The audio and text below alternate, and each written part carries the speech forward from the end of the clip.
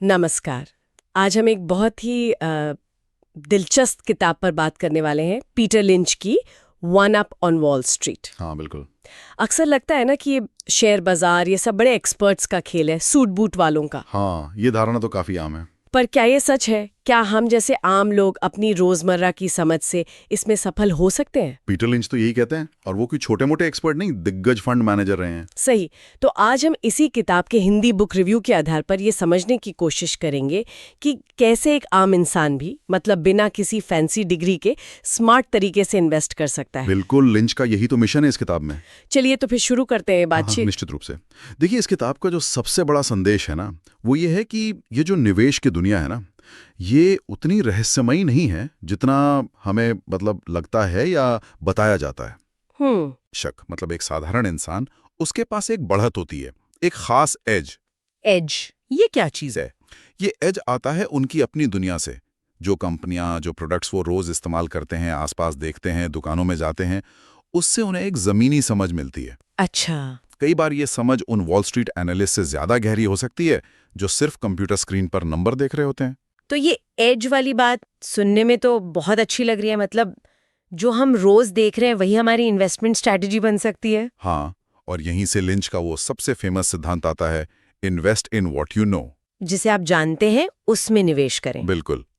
इसका मतलब है कि बेस्ट इन्वेस्टमेंट आइडियाज अक्सर हमारे बिल्कुल आसपास ही होते हैं। सोचिए, कौन से प्रोडक्ट्स हम रोज इस्तेमाल करते हैं, किस दुकान पर हमेशा भीड़ रहती है, या कौन सा रेस्टोरेंट हमेशा भरा रहता है। एग्जैक्टली। मान लीजिए आप देखते हैं कि किसी खास ब्रांड का स्नैक है, पहले कम दिखता था, अब हर दुकान पर है, बच्चे भी मांग रहे हैं। हाँ हाँ। तो लिंच कहते हैं ये एक सिग्नल है, ये कोई टिप नहीं है, बल्कि रिसर्च का एक स्टार्टिंग पॉइंट है। लेकिन क्या बस इतना काफी है? मतलब कोई चीज पॉपुलर हो रही है तो बस पैसा लगा दो, इसमें रिस्क नहीं है? बहुत अच्छा सवाल पूछा। यहीं पर लोग अक्सर चूक जाते हैं। लिंच ये नहीं कहते कि जो पसंद है आंख बंद करके खरीद लो। अच्छा। वो कहते हैं जहां आपकी समझ है, जहां आपने कुछ नोटिस किया है, वहां से रिसर्च शुरू करो। Okay. Invest in what you know का मतलब है उन बिजनेस को समझना जिनसे आप वाकिफ हैं। अगर आप आईटी में काम करते हैं तो शायद आपको सॉफ्टवेयर कंपनियों की बेहतर समझ होगी। अगर आप डॉक्टर हैं तो शायद फार्मा कंपनियों की। ये समझ आपको रिसर्च के लिए एक मजबूत बेस देती है। ये इसलिए काम करता है क्योंकि आपकी पर्सनल जानकारी आपको कंपनी को बेहतर समझने में मदद करती है, शायद किसी एनालिस्ट से भी ज्यादा। ठीक है, तो जानना मतलब समझना, और समझने के बाद अगला स्टेप है रिसर्च। आपने कहा लिंच इस पर बहुत जोर देते हैं, रिसर्च इज पावर। बिल्कुल, जांच ही असली ताकत है।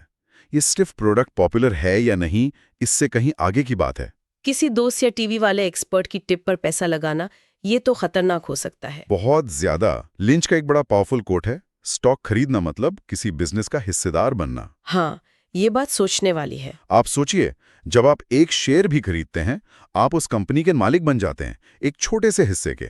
क्या आप बिना जांच पड़ताल के कोई दुकान खरीदेंगे? नहीं, बिल्कुल नहीं। तो फिर किसी कंपनी का हिस्सा बिना होमवर्क के क्यों? ये होमवर्क ही रिसर्च है। तो इस रिसर्च में देखना क्या क्या होता है? एक आम निवेशक के लिए ये कितना मुश्किल है? देखिए, कुछ बेसिक चीजें हैं। पहला, कंपनी पैसा बनाती कैसे है, उसका बिजनेस मॉडल क्या है, क्या वो लंबे समय तक चलेगा।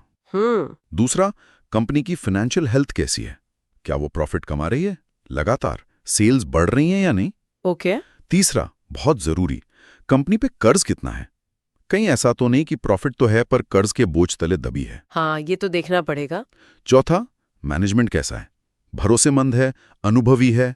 और पांचवा, क्या कंपनी के पास कोई कॉम्पिटिटिव एडवांटेज है, कोई ऐसी खास बात जो उसे दूसरों से अलग करती है, जैसे कोई बड़ा ब्रांड या कोई टेक्नोलॉजी। पर ये सारी जानकारी मिलेगी कहाँ से? ये थोड़ा मुश्किल नहीं लगता? देखिए, लिंच का मानना था कि ये उतनी मुश्किल नहीं है। कंपनियां अपनी एनुअल रिपोर्ट्स पब्लिश करती हैं। आजकल तो सब ऑनलाइन है, कंपनी की वेबसाइट पर, फाइनेंशियल न्यूज साइट्स पर। अच्छा। हाँ, शुरुआत में थोड़ा टाइम लगेगा, सीखना पड़ेगा। पर लिंच कहते हैं कि अगर आप कंपनी का प्रोडक्ट समझ सकते हैं तो थोड़ी मेहनत से उसके फाइनेंस भी समझ सकते हैं। मतलब घंटों गणित करने से अच्छा है कंपनी की कहानी समझो। बिल्कुल। रिसर्च का मतलब पीएचडी करना नहीं है, बल्कि एक इन्फॉर्म्ड इन्वेस्टर बनना है। ये अच्छी बात है।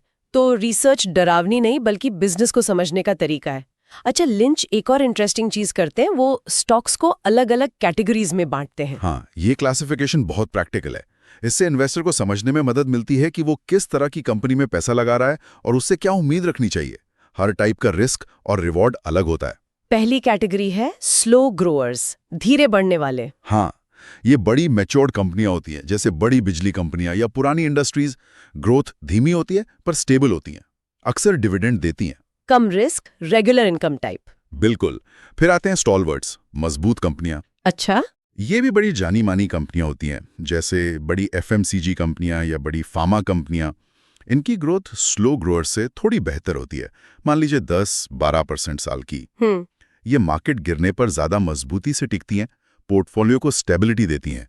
लिंच कहते हैं ये कुछ तो होने ही चाहिए पोर्टफोलियो में। इसके बाद आते हैं फास्ट ग्रोअर्स, तेजी से बढ़ने वाले। ये नाम से ही रोमांचक लगते हैं। हाँ, ये अक्सर छोटी नई कंपनियां होती हैं, किसी नए सेक्टर में या नए आइडिया के साथ तेजी से आगे बढ़ती हैं। इनमें 20-25% या उससे भी ज्यादा ग्रोथ की पॉसिबिलिटी होती है। मतलब मल्टीबैगर बनने का चांस। बिल्कुल, पर यहाँ रिस्क भी उतना ही ज्यादा। ये बहुत वॉलेटाइल हो सकती हैं। अगर ग्रोथ उम्मीद के मुताबिक नहीं हुई तो शेयर प्राइस तेजी से गिर भी सकता है। हाँ, तो इनमें ज्यादा ध्यान रखना होगा। गहरी रिसर्च और लगातार निगरानी चाहिए। चौथी कैटेगरी है टर्न अराउंड्स, पलटाव वाली, मतलब जो मुश्किल में है। हाँ, जो किसी बड़ी प्रॉब्लम से जूझ रही हैं, शायद बैंक्रप्सी के कगार पर हों, या कोई स्कैंडल हुआ हो या प्रोडक्ट फेल हो गया हो, लेकिन उम्मीद है कि वो वापसी कर सकती हैं। ये तो बहुत रिस्की हुआ। High risk high reward. अगर मैनेजमेंट कंपनी को निकाल ले गया तो पैसा कई गुना हो सकता है, नहीं तो सब डूब भी सकता है। बहुत सावधानी से देखना पड़ता है। और आखिरी एसेट प्लेज, छिपी हुई संपत्ति वाली, ये क्या है? ये थोड़ी अलग है। ये वो कंपनी है जिनकी बैलेंस शीट में कोई कीमती एसेट छिपा है जिसे मार्केट ने नोटिस नहीं किया। जैसे कोई बहुत कीमती जमीन या कोई ब्रांड जिसकी वैल्यू ज्यादा है, या टेक्नोलॉजी पेटेंट्स। कभी कभी इन एसेट्स की वैल्यू कंपनी के मार्केट कैप से भी ज्यादा हो सकती है। इन्हें ढूंढना मुश्किल है, पर मिल जाएं तो बहुत फायदेमंद। तो इन अलग अलग कैटेगरीज को समझना क्यों जरूरी है? क्या बस फास्ट ग्रोअर्स के पीछे भागना ठीक नहीं? नहीं, यही तो बैलेंस की बात है। हर इन्वेस्टर की जरूरतें अलग हैं, रिस्क लेने की क्षमता अलग है। हाँ, ये तो है। कोई यंग इन्वेस्टर शायद फास्ट ग्रोअर्स में ज्यादा लगाएगा, कोई रिटायरमेंट के पास है तो वो स्टॉलवर्ड्स और स्लो ग्रोअर्स देखेगा। टर्न अराउंड्स और एसेट प्लेज अनुभवी लोगों के लिए हैं। अच्छा। लिंच मानते थे कि एक अच्छे पोर्टफोलियो में इनमें से कई तरह के स्टॉक हो सकते हैं। ये कैटेगरीज आपको अपनी स्ट्रैटेजी बनाने में मदद करती हैं। आपको पता होता है कि आपका पैसा कहाँ और क्यों लगा है। ये काफी उपयोगी है। तो अपने आसपास देखो, रिसर्च करो, समझो कि किस टाइप की कंपनी है। इसके बाद लिंच का एक और बहुत महत्वपूर्ण सिद्धांत आता है, लॉन्ग टर्म थिंकिंग, लंबे समय का नजरिया। हाँ, और ये शायद आज के जमाने में सबसे मुश्किल सलाह है मानना। इंस्टेंट रिजल्ट्स का दौर है ना। लिंच कहते थे शेयर मार्केट में पेट नहीं, जिगर चाहिए। अच्छा। मतलब हिम्मत चाहिए रोज के उतार चढ़ाव झेलने के लिए। कीमतें तो रोज ऊपर नीचे होती हैं। बिल्कुल, कभी कभी बड़ी गिरावट भी आती है। जो लोग घबराकर या जल्दी प्रॉफिट ना मिलने पर बेच देते हैं, वो अक्सर बड़ा मौका दबा देते हैं। लेकिन मार्केट आजकल इतनी तेजी से बदलता है, क्या सिर्फ होल्ड करके बैठना काफी है? कहीं ये सोच पुरानी तो नहीं हो गई? सवाल तो वैलिड है। मार्केट तेज जरूर हुआ है, पर बिजनेस के फंडामेंटल्स तो वैसे ही हैं। अच्छी कंपनियों को आज भी टाइम लगता है ग्रो करने में। धैर्य का मतलब आंख बंद करके इंतजार करना नहीं है। मतलब है अपनी रिसर्च पे भरोसा रखना। जब तक कंपनी अच्छा कर रही है, उसकी ग्रोथ स्टोरी ठीक है, तब तक मार्केट के शॉर्ट टर्म उतार चढ़ाव से परेशान ना होना। और कंपाउंडिंग का जादू भी तो है। एग्जैक्टली। वो लंबे समय में ही काम करता है। 1 साल का 15% रिटर्न शायद कम लगे, पर 20 साल तक मिले तो वो पैसे को कहां से कहां पहुंचा देता है। ठीक है, तो लॉन्ग टर्म सोच और धैर्य। अब आते हैं उस सिद्धांत पर जो शायद कहने में आसान है पर करने में सबसे मुश्किल, डोंट फॉलो द क्राउड। भीड़ के पीछे मत चलो। हाँ, ये इंसान की फितरत है। हम झुंड में सेफ महसूस करते हैं। सब खरीद रहे हैं तो हम भी खरीदें, सब बेच रहे हैं तो डर के मारे हम भी बेच दें। पर निवेश में ये उल्टा पड़ सकता है अक्सर, क्योंकि भीड़ अक्सर इमोशन से चलती है, डर और लालच से, लॉजिक से कम। बिल्कुल। लिंच का तो मानना था कि खरीदने का बेस्ट टाइम अक्सर तब होता है जब मार्केट में मायूसी हो। बिल्कुल, जब सब तरफ नेगेटिव खबरें हों, सब कह रहे हों कि अब खत्म, डूब गया सब, वही टाइम होता है अच्छी कंपनियों के शेयर सस्ते में उठाने का, अगर आपने होमवर्क किया है और कंपनी पर भरोसा है तो। और इसका उल्टा भी उतना ही सच है, जब हर कोई किसी स्टॉक के पीछे पागल हो, टीवी पर, पार्टियों में सब उसी की बात कर रहे हो, तो सावधान हो जाना चाहिए। हाँ, लिंच कहते हैं वो खतरे की घंटी हो सकती है। हो सकता है वो स्टॉक बहुत ज्यादा ओवर वैल्यूड हो गया हो। सफल इन्वेस्टर अपनी भावनाओं पर काबू रखता है। तो क्या हमेशा भीड़ के खिलाफ ही जाना है? जरूरी नहीं, कभी कभी भीड़ सही भी हो सकती है। पॉइंट ये है कि आप भीड़ के पीछे सिर्फ इसलिए ना चलें क्योंकि वो भीड़ है। आपका अपना एनालिसिस होना चाहिए। एग्जैक्टली। आपका हर फैसला आपकी अपनी रिसर्च और समझ पर आधारित होना चाहिए। अगर आपकी रिसर्च और भीड़ एक ही दिशा में है तो ठीक है, पर अगर आपकी रिसर्च अलग कह रही है तो भीड़ से अलग खड़े होने की हिम्मत होनी चाहिए। वाकई ये सारे सिद्धांत सुनने में बहुत सरल लगते हैं, पर इनमें बहुत गहराई है। बिल्कुल। तो अगर हम इसे समेटें तो आम निवेशक के लिए क्या मुख्य बातें निकलती हैं इस किताब से? मेरे ख्याल से कुछ क्लियर टेक अवेज हैं। पहला, आपकी दुनिया, आपका आसपास ही आपका स्टार्टिंग पॉइंट है। इन्वेस्टमेंट आइडियाज वहीं से मिल सकते हैं। शॉपिंग मॉल, किराने की दुकान, कहीं से भी। हाँ। दूसरा, ज्ञान शक्ति है, पर समझ उससे भी बड़ी। उसी बिजनेस में पैसा लगाओ जिसे समझ सकते हो, और समझने के लिए रिसर्च करो, कहानी समझो, फाइनेंस नहीं। मतलब कॉमन सेंस। बिल्कुल। तीसरा, धैर्य रखो। ये मैराथन है, 100 मीटर की रेस नहीं। अच्छी कंपनियों को टाइम दो, कंपाउंडिंग को काम करने दो।